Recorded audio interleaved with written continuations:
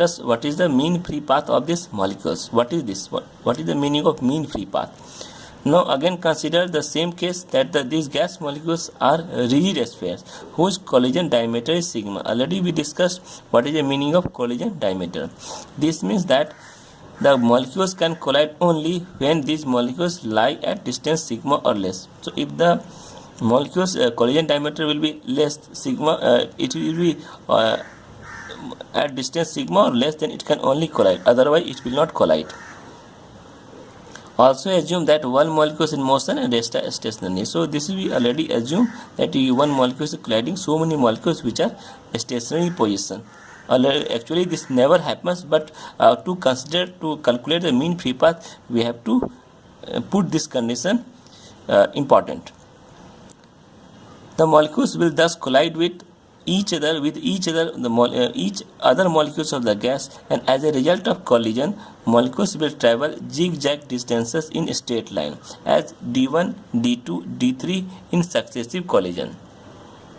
And this distance traveled by a molecule during two successive collision is referred by free path. So we can see here this I have drawn one diagram also. So these molecules is a rest position, and these molecules are the moving, which is not colored. These molecules are rest, and this molecule is moving. So this is a moving molecules. What will happen? This will first collide with this molecules. After collision, it will come this side. So this is the distance traveled by the molecules in one collision.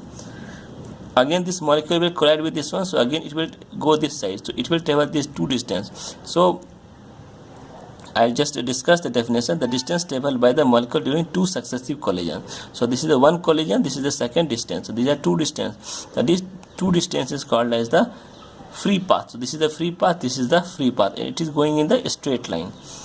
So again it can collide with the third molecules, again path will be different. So this whole path will be zigzag direction. It is not necessary like this one, it can be any direction.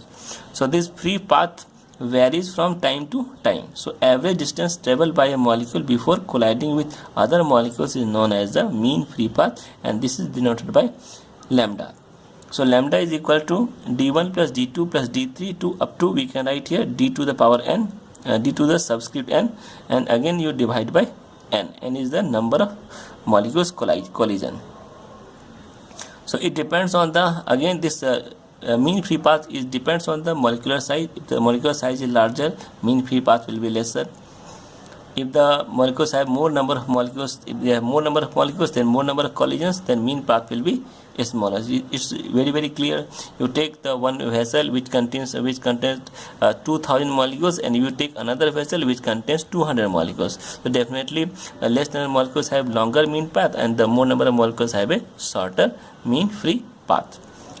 In case of say pressure also, so in higher molecules pressure will be higher, in lesser molecules pressure will be lesser. So less pressure, lesser mean path will be there.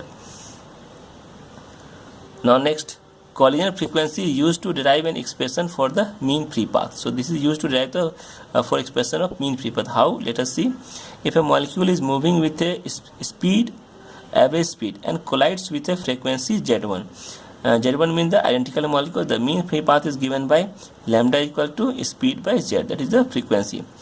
So c into frequency, so just write the value of frequency. So a collision frequency will be a root 2 pi sigma square average speed into number of molecules per unit volume. So on cancelling this you will get this value. So this is actually the mean free path of the molecules, 1 upon root 2 pi sigma square into rho, where rho is the number of molecules per unit volume. So this whole equation will show how far a molecule on an average travels between collisions. So this will discuss what is the distance traveled by the molecules, average distance, not distance, we can say it is the average distance. So this lambda is depend mean free path of the molecules is depend on the concentration of the molecules, or we can say it is inversely proportional to the size of the molecules. Now use the ideal gas equation. Ideal gas equation for the 1 moles, or you can say n number of moles will be PV equal to nRT. So we can write here, this is the number of molecules per unit volume. So this is the moles into Avogadro number will give you total number of molecules per unit volume, and volume we can write nRT by P. So write the value of n.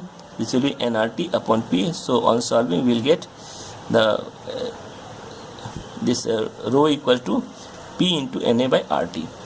Now we can substitute this rho value, this is the rho value, so we can substitute this value over here. So now one more thing over here, and again pressure, so Na by T, one more thing, yes, K is equal to R by Na, so R by Na is nothing but the Boltzmann constant, so we can write Kt into P, so we can put that this directive value over here. So lambda is equal to Kt into root 2 pi sigma square into P, so this is coming this value. So now this mean free path is also depends upon temperature and pressure. Mean free path at any given temperature will be higher at low pressure, as molecules will be relatively far apart at this pressure and would collide less frequently. This we have already discussed.